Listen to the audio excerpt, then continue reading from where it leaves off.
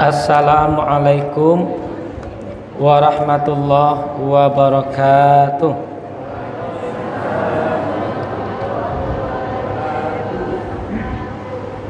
Alhamdulillahirabbil alamin. Wassalatu wassalamu ala asrafil anbiya'i wa mursalin wa ala alihi wa ashabihi ajma'in. Asyhadu an la ilaha illallah wa asyhadu anna Muhammadan abduhu wa rasuluhu la nabiyya ba'da. Puji syukur alhamdulillah kita persembahkan kepada Allah yang telah memberikan nikmat iman, nikmat sehat, nikmat kehidupan kepada kita. Allahumma shalli ala Muhammad, salat dan salam semoga disampaikan Allah buat Nabi kita Muhammad sallallahu alaihi wasallam. A'udzu billahi minasyaitonir rajim. Bismillahirrahmanirrahim. Ya ayyuhallazina amanu inna min azwajikum wa auladikum aduwwul lakum fahzaruhum. Hai orang-orang yang beriman, benar-benar sungguh istri-istrimu, anak-anakmu musuh bagimu. Fahzaruhum, berhati-hatilah kamu terhadap mereka. Judul pada malam hari ini diamanahkan kepada saya adalah tentang pendidikan. Apa ibu bapak tentang pendidikan? Nah, perlu kita menilai bagaimana hasil pendidikan kita di Indonesia, khususnya di Sumatera Barat ini. Bapak ibu yang berbahagia, kalau kita lihat, kita nilai apa yang tidak ada zaman sekarang ini tentang sarana pendidikan. Kalau kita bandingkan tahun dahulu, tahun sisuk kata orang, jauh beda panggang dari api kalau dibandingkan sekarang ini. Kalau zaman dahulu sekolah itu terbatas, mungkin di Sulawesi tidak bara sekolah. Kalau kini menjamur sekolah. Kalau dulu sarjana itu tidak bara, ada bapak ibu berbahagia, cie-cie payah mencari sarjana.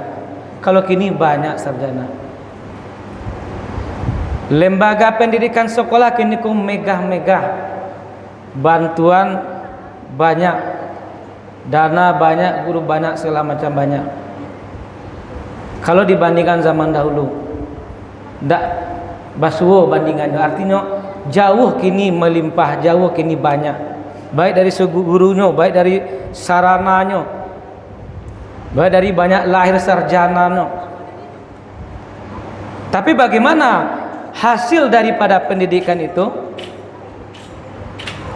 Tentu kita bisa menjawab bapak ibu berbahagia. Kalau zaman dahulu, kalau apa-apa zaman dahulu tentang akhlak kita bicara, basuose Jawa, orang tuanya yang lebih tinggi tua darinya pasti tegur sapa, Pak, Bu, Ma. Artinya rasa hormat itu kepada yang lebih tua ada pada orang-orang terdahulu, orang-orang sesuk yang notabene-nya pendidikan tidak seberapa lembaganya, guru tidak seberapa langka. Tetapi kenapa bisa melahirkan berakhlak mulia, beradab, beretika, sopan, beretiket? Kau ibu-ibu, bapak-bapak yang guru tahu gini itu. Kini ke bapak ibu bahagia, berang awak kan anak. Kalau zaman dulu kok berang apa guru awak kawa, ambo tahu terasul ambo tu. Ambo maribui kan, mencalik guru kan boh. Anyang ambo tu. Artinya apa? Guru sedang memperhatikan kita, guru marah sama kita. Itu takut awak dulu ke guru gitu, hormat awak ke guru. Tapi kalau gini, wak calik anak tu, wak caliknya mebo, ni tantang mata wak, acik calik pak.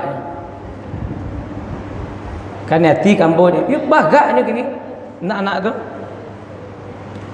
Kalau dulu masuk guru sekolah kita lama duduk, takut awak duduk rapi, tangan di atas meja. Masuk guru tangan di atas meja tu. Kalau kini sama tahu kita. Nah, di mana hilang? Apa yang hilang ke ibu bapak dari sistem pendidikan awak? Kalau saya lihat sarjana banyak, lembaga pendidikan banyak, majelis taklim banyak. Kenapa tidak berbanding lurus dengan hasilnya gitu? Tidak berbanding lurus. Di mana letaknya bapak ibu bahagia? Rupanya letaknya adalah ruh daripada pendidikan itu bukan otak, bukan kecerdasan, bukan kepintaran. Kalau sekarang yang dilihat adalah otak, kepintaran, kecerdasan. Sehingga ada mahasiswa protes kambo, Pak, bako dah PA saya anu tu Pak, sembayang saya bolong-bolong, ambo rajin sembayang Pak G B nya. Ba sebenarnya aku Pak. Itulah lama tu pertanyaan tu mahasiswa kambo tak kaji ambo. Ambo calik rupanya iyo. Berarti memang perlu dipikirkan bagaimana memberi nilai itu. Nilai itu terutama nilai agama itu, nilai semua itu adalah yang terutama sekali adalah akhlak, budi pekerti, sopan santun. Itu yang roh pendidikan. Kalau sekolah sekarang kan cenderung otak, hebatnya menjawab, pandainya menyelesaikan soal, lagi nilai tinggi. Bagaimana akhlaknya, sopan santunnya, budi pekertinya, itu yang belakang. Sehingga anak mengejar otak, mengejar kecerdasan, mengejar kepintaran, menghilangkan, melupakan akhlak. Sementara ruh pendidikan itu adalah adab budi pekerti. Nah, itu yang hilang. Makanya ndak sesal kini ada guru mempenjarakan guru. Di Solo dulu kepala sekolah masuk penjara. Dia gara-gara dikadukan oleh orang tua murid ke polisi. Ndak sekali dua kali dong. Dia karena lah hilang etika tadi, lah hilang sopan santun tadi, siswa kepada guru ndak berkah ilmu itu. Ndak berkah ilmu itu. Kata Imam Al-Ghazali, bagaimana hormat kita ke guru? Kalau salah guru, sembunyikan salahnya. Jangan dibuka di depan umum. Misalnya ada guru salah mengajar, Bu, itu salah Bu. Tidak dibolehkan oleh Imam Al-Ghazali. Tersinggung hatinya. Kalau hati seorang guru tersinggung, tidak berkah ilmu ke siswa. Akhirnya tidak itu doh, guru-guru nyukaduan, penjaruan. Itu kenapa? Adab, etika, sopan santun lah hilang dalam diri siswa. Makanya tamatnya kuliah ndak bermanfaat ilmu kainyo no, ndak bermanfaat ilmu ke dirinya, ke masyarakatnya no. Apa buktinya sekali lagi ni? Banyak siswa yang bacaka mengeroyok mati kawannya. Padahal lembaga pendidikan menciptakan manusia Indonesia seutuhnya, yaitu manusia beriman, bertakwa, berakhlak mulia. Ada enggak anak-anak kita seperti itu? Ya Bapak Ibu berbahagia. Bisa kita lihat sekarang. Kadang wak batamu di kemenakan wak lambat tamu lampi baradu le. Nyuan yang sih. Tapi kalau mak-mak dulu, orang-orang dulu, Pak, Bu, nya sapo? Itu rasa apa? Rasa ada sopan santunnya di situ, rasa ada etikanya di situ. Nah, ini yang kita dapat kita lihat Bapak Ibu bahagia, kondisi pendidikan sekarang ini. Sehingga anak-anak sekarang ini mengejar kecerdasan otak, melupakan etika, melupakan adab budi pekerti. Padahal roh pendidikan itu dia adab budi pekerti. Cerdas benar kita, setan jin itu cerdas dia tuh. Tapi karena dia budi pekerti nggak ada,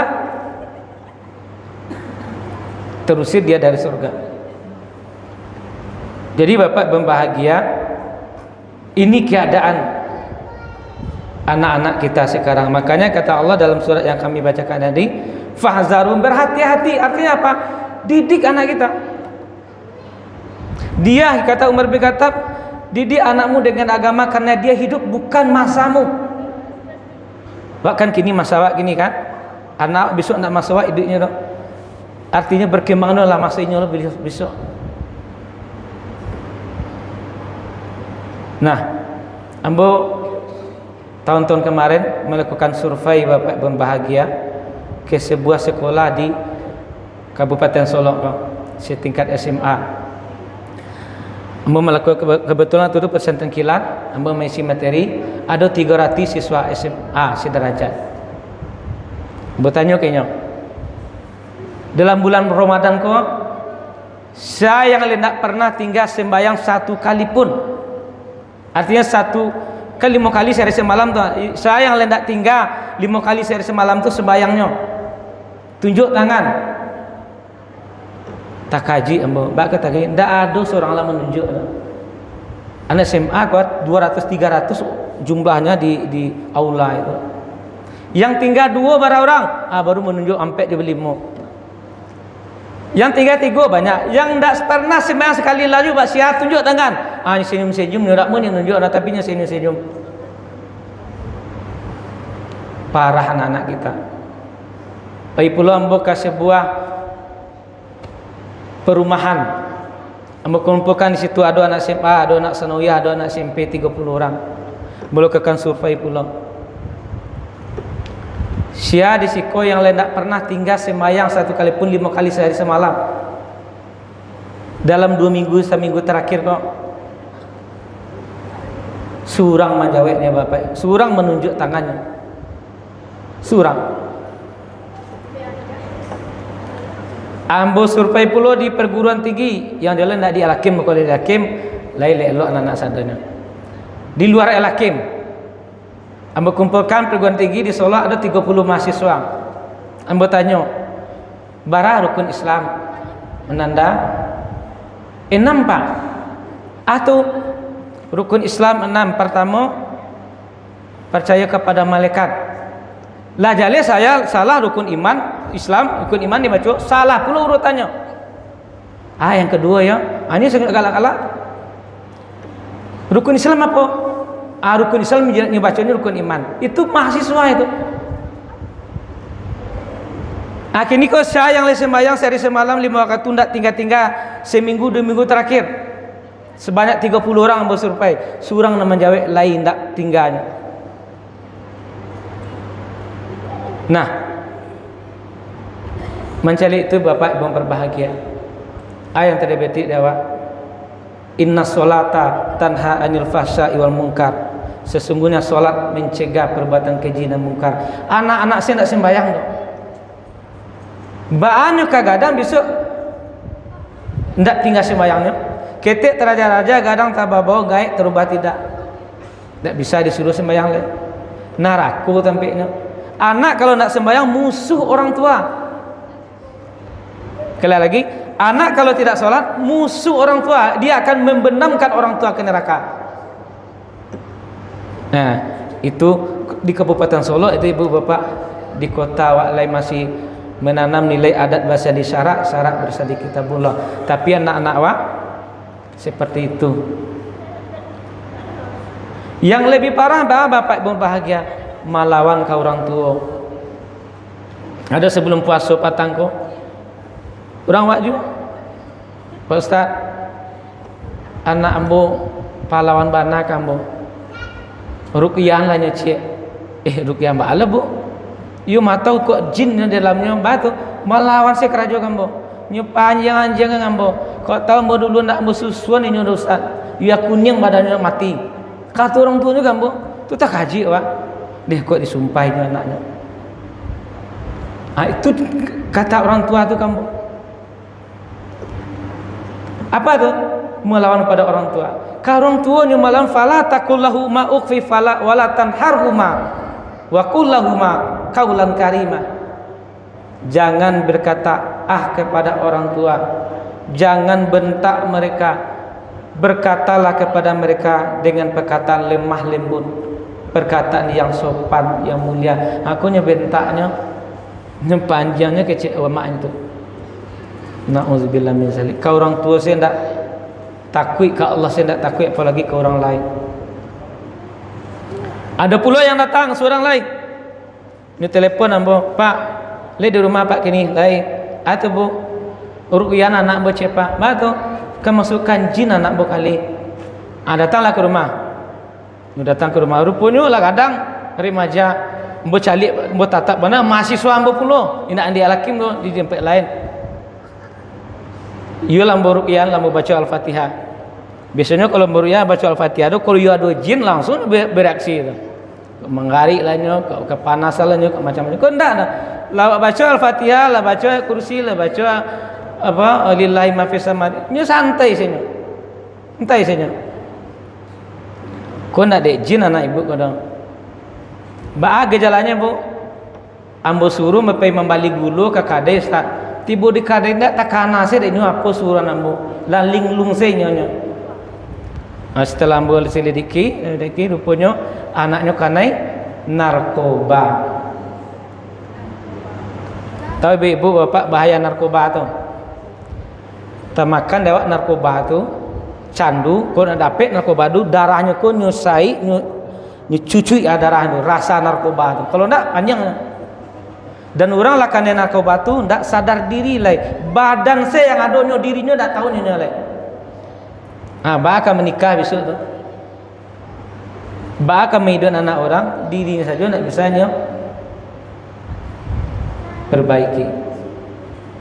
Tu anak ini tu narkoba ke bapak ibu berbahagia lama rebak ke kampung-kampung. Hati-hati kita. Kalau ndak anak awak kawannya yang masukkan. Makanya orang narkoba itu sampai kilo kedapatan mengedarkan narkoba hukuman mati. Bahkan hukuman mati ini membunuh orang. Orang yang candu narkoba itu badan sih yang adolnya, pikirannya ndak adol itu. Terus suruh dia amaknya balik gulu ke kadai, tiba di kadai ndak tahu yang kena ke Bali itu. Nah, itu kondisi kekinian Bapak Ibu bahagia. Lah masuk ke nagari-nagari. Nah, kalau ndak hati-hati dengan anak-anak awak, bisa terjerumus. Nah, yang selanjutnya yang ada pada anak-anak kini Bapak Ibu bahagia, yang ndak bisa pendidikan menangkalnya adalah suku sejenis sama perbuatan kaum Nabi Lut. Itu merebak sekarang tuh. Di Sumatera Barat pasangan sejenis itu sebanyak 17.000 pasang. Berapa banyak itu? Di zaman terjadi dulu ibu bapak, di zaman Nabi dulu di balian bumi ko dia Allah dia karajo perbuatan umatnya itu. Adalah di zaman Nabi Lut alaihi salam. Bah hukuman Allah nyu ambil bumi ko dia Allah sakilo ke bawah, nyu nain ke atas sekilo nyu himpi orang yang suku sejenis itu.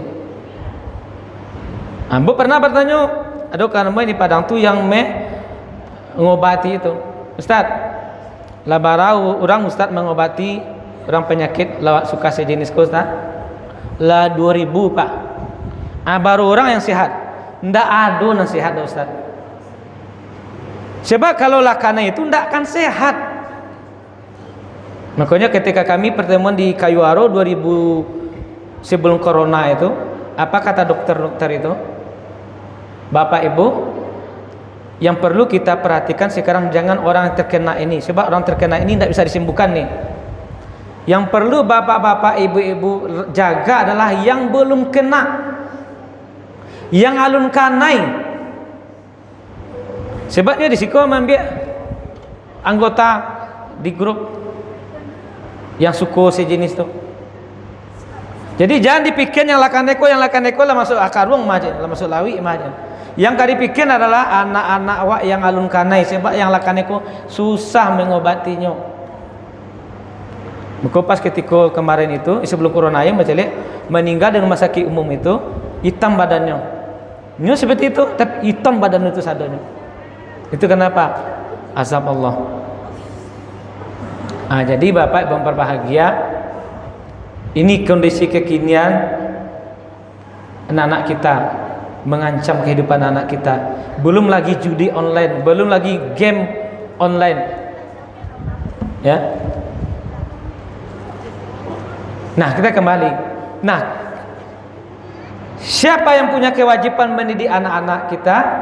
Pertama adalah orang tua. Kedua, guru di sekolah. Yang ketiga, masyarakat.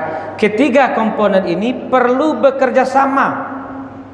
Tanpa bekerja sama, tidak akan bisa pendidikan itu mencapai hasil yang maksimal. Contoh, di sekolah guru mengatakan, jangan baju diyo dana, jangan minuman kare juo, jangan badu duo juo, jangan bukan muhrim. Tiba di masyarakat disediakan tempat minuman keras. Tiba di masyarakat ada anak-anak wak yang judi tidak dilarang, atau di orang tua tidak dilarang di orang tua. Hanya guru yang berkuar-kuar di sekolah. Artinya apa? Tidak bekerja sama namanya. Guru di sekolah menyuruh anak-anak wajib sholat. Di rumah orang tua mewajibkan juga sholat. Kau nak sholat dah tidak lagi belanjur. Kau nak sholat dah jangan sapu ambo. Artinya guru dengan orang tua bekerja sama. Tapi tidak hanya sekolah aja kerja sama, guru tidak ada, cuek, masyarakat cuek. Kan tidak anak ambo do, kan tidak kemenakan ambo biasa kuati salah. Kalau lala seperti itu, pandangan bapak ibu berbahagia, rugi kita. Anak dipangku kemanakan dibimbing. Itu maknanya. Maknanya bekerja sama kita dalam pendidikan anak-anak kita. Ya, sekali lagi, pendidikan ini yang paling pokok adalah etika, sopan santun, karena itu adalah ruh pendidikan itu jiwa pendidikan. Kalau tidak ada itu nol pendidikannya. Sepuluh profesor tidak beretika, dia nggak berguna. Jadi awak kadang-kadang ada orang minta kerajo, buka kerajo. Dia anak awak sopan, dia anak awak elok. Ayo sanu sila ambil batu. Ini elok tu mas sopan anak tu. Semua orang pasti suka dengan orang sopan. Semua orang pasti suka dengan orang yang baik. Tentu dicari anak tadi. Tapi cobalah anak, wah satu ambil kerja, siapa? Dia si John lah tekan alur, si John berang tapi kok si John. Satu dia ambil kerja. Si Hasan lah. Bah Hasan tu, oh nyelok tu mah. Nyelok, panurui, sopan. Ayo dah badan ambil kerja. Tapi kalau tekana, orang mencari kerja. Ayo ambillah kerajo siapa tu? Si Polan misal si Polan. Jangan lebar tu. Si Polan tu tak bagus orang tu. Kasarnya kecilnya. Tak beretikan, tak usah lenyap yang lain saja lah. Dicari orang yang lain. Jadi kalau ada anak wak sopan, bagus, beretika, sayang orang ibu-ibu bapak. Sayang orang. Makanya dari kinilah kita menanamkan akhlak kesopanan kepada anak. Bertakana bercontohkan ya, bercontohkan ya tentu kadiri ambo bercontohkan sebab nampak di situ dia ambo perubahannya. Anak ambo nan tua tu kelas 6 SD dulu bersuruh nyuci piring tak mau dah. Zam, tolong ambil cuci piring cik. Jangan lebih balado tangan jam deh. Suruh dia cuci piring tak mau, di jagoan subuh payah. Apalagi suruh menyapu tak mau. Ambo masuk ke pesantren SMP IT Batu Sangkar. Bebo bapak sabulan tiba di situnya tak haji ambo perubahan. Perubahannya nyu jago ambo tahajud. Bibi jago le tahajud lah. Subuh sembahyang subuh nyumbang haji. Kaman cuci ambo bibi lajam bibi aja langsung nya mencuci piring, mencuci kain, siap makan dah, nyu ambil sapu langsung nyu sapu astagfirullahalazim. Berubah ya. Dia berubahnya, yuk masuk pesantren. Mahal tak? Tak mahal. Kalau tamu ustaznya, mau ikut ada petinya ustaz per bulan. Anak mau ya pengen pesantren. Dapat ustaz. Dapat potongan separuh. Itu salah satu contoh gitu. Jadi bagaimana? Berarti pendidikan pesantren bagus. Kenapa? Ya terutama ini enggak ada. Ini kan membahayakan ini sekarang. Ada orang belanja bukan mengalih PND di rumah. Ini pakai ikonnya kakak demo. Pak Ustaz, gibare sista Pak Ustaz. Ikut tadi. Gibare sista. Enggak mencari kan ada ibu bapak. Nya balanjur juga. Gi bareng sesat. Anak ko ndak sopan setiap alanya balanjur pi nak cali kau. Ni sikot tare. Bah HP, tulah candu HP. Bagi kinyo, ni pacik jo. Nak cali nya tanya piti nak cali nya kamu no. Ni betul tarik ke rumah. Nya nak sopan anak ko jaga. Nya balanjur. Tapi nya awak ieu para piti lo kan awak penekin lari lo pelanggan kan tu dak lama dah. Rugi lo mbo. Ieu bagi nya ke tangannya, biarlah kau. Tapi ni seperti itu. Nah, itu bahayanya kini. Ada pula nang kelas 6, nyu telepon ambo. Di Ustaz, anak moko HP nya Ustaz nak sekolah nya Ustaz, ruqyah lah nya Ustaz. Kok lah HP ko balak sama ruqyah ne bu. Kalau HP dia lah kecenderungan tak bisa ada ruqyah. Kok masuk jin nya bisa lah. Ju HP candu-candu HP nya ruqyah nya ambo. Itu tak bisa dah. Lah itu kini kau bapak ibu bahagia. Kalau nak hati-hati kita. Kalau nak kita pesantren, tidak ada ini. Kenapa? Kini ini surga ada di sini, neraka ada di sini. Menjual orang bisa di sini, membeli orang bisa, mengicu orang bisa juga. Contoh judi online itu. Barasa bulan omset judi online itu 300 triliun. Kama pitinya pai ke luar negeri ke Cina. Siapa yang memain orang awak di Indonesia? Bahayanya judi kalau lah judi rasa-rasa manang. Dia yo cik lain-lainnya hurufnya manang no. Sehingga ada kemarin kok kan di Jawa nyo jual bayi. Ayah menjual bayi untuk judi. Menjual bayi untuk judi. Itulah kadang-kadang tuh kalau anak ketek-ketek anak-anak awak lah tapun dia dengan judi nanti baralah kaparahannya bapak ibu berbahagia. Makanya sistem pesantren tak boleh bawa HP. Dalam ilmu psikologi ilmu kedokteran, boleh anak-anak tu menonton macam apa itu sejam sehari. Lewat dari itu rusak memori otak anak. Rusak. Nah, iko kondisi kekinian yang dalam pengaruh terhadap anak-anak awak. Ba'ala nanti 10 tahun 20 tahun ke depan hasilnya bapak ibu berbahagia dengan kondisi seperti ini. Kita saja dulu dengan yang baik-baik, orang tua-tua dulu seperti ini hasil kita. Sekarang pendidikan seperti ini pengaruhnya bagaimana hasilnya 20 tahun ke depan. Tentu kita tidak tahu. Atau yang masih hidup nanti 20 tahun ke depan tentu kita bisa masih tahu. Atau 30 tahun ke depan, 40 tahun ke depan tentu kita tidak ada lagi. Kalau umur panjang bisa melihat.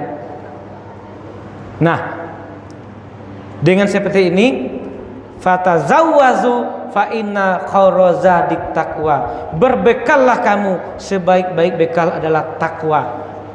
Kalau takwa ada dari anak kita, dia merem narkoba, dia merem perkelahian, dia merem sendiri tawuran, dia merem sendiri judi, dia rem sendiri tidak baik, hal-hal yang tidak baik. Kok takwa nawak namun yang melawan orang tua, nak dipa hari-hari ini orang tua tu. Banyak anak hari-hari orang tua karena takwanya tidak ada. Bahkan tidak ada takwa, tidak diajarkan takwa itu. Di bapak berbahagia. Oleh karena itu, mari kita bekerjasama mendidik anak, orang tua, guru, masyarakat. Kenapa? Karena mendidik anak tidak bisa orang tua saja, tidak bisa sekolah saja, tidak bisa masyarakat saja. Perlu koordinasi ketiga elemen itu. Tanpa itu, ingatlah nanti anak-anak kita akan hancur nanti bapak belum bahagia. Membangun manusia, membangun anak tidak sama seperti membangun masjid. Kalau membangun masjid ini ada uang cepat bisa dibangun. Tapi kalau membangun anak butuh proses, butuh kerjasama semua pihak, butuh kesungguhan kita. Insya Allah nanti kalau ada diizinkan oleh Allah, kita akan mendirikan di depan ini tanah wakaf ini SMPIT Tahfiz Al Hasan. Kita kalau ada dana nanti kita asramakan juga. Kita contoh seperti di Arisalah Padang juga di SMPT Qurrata Ayun yang anak saya yang sekarang ini bersekolah di sana. Alhamdulillah nampak hasilnya oleh saya sehingga kita akan bisa melihat di sana untuk studi banding dan segala macam. Kita akan terapkan di sini, kita akan bidik dan anak-anak ini. Dan untuk mendirikan itu tidak akan menggunakan biaya banyak-banyak, tidak akan ada. Tetap yatim piatu duafa gratis. Ya, sama dengan SD IT, SMP IT saya sekarang itu, yatim duafa gratis, tidak dibayar. Yang bayar ya orang yang mampu. Nah, kita akan terapkan itu, kita akan cari dana. Ya, kenapa? Karena memang pesantren itu terkenal mahal. Kalau di Batu Sangkar itu 16 juta uang masuknya. 16 juta uang masuk. SPP-nya saja 1.900.000 per bulan. Nah, makanya saya bayar separuh. Itu kawan-kawan saya di sana kan, tak separuh. Nah, kita di sini nanti yatim duafa, orang tua kurang mampu, kita gratiskan. Kita cari dana. Sebenarnya saya SD IT, SMP IT sekarang itu kan yang di Al-Hakim itu gratis. Yatim duafa. Yang membayar hanya berapa orang, 2 orang, 3 orang yang mampu orang tuanya. Untuk apa? Supaya kita bisa mengecap pendidikan itu tidak hanya orang-orang beruang saja, juga kepada orang yang tidak beruang bisa juga mengecap pendidikan agama itu. Demikian saja Bapak Ibu yang berbahagia. Mohon maaf jika apa sampaikan tidak pada tempatnya. Mari kita berdoa kepada Allah, semoga anak-anak kita, generasi kita yang akan datang bisa menjadi generasi yang sopan, beretika dan berakhlak mulia. Demikian saja kami sudahi. Assalamualaikum warahmatullahi wabarakatuh.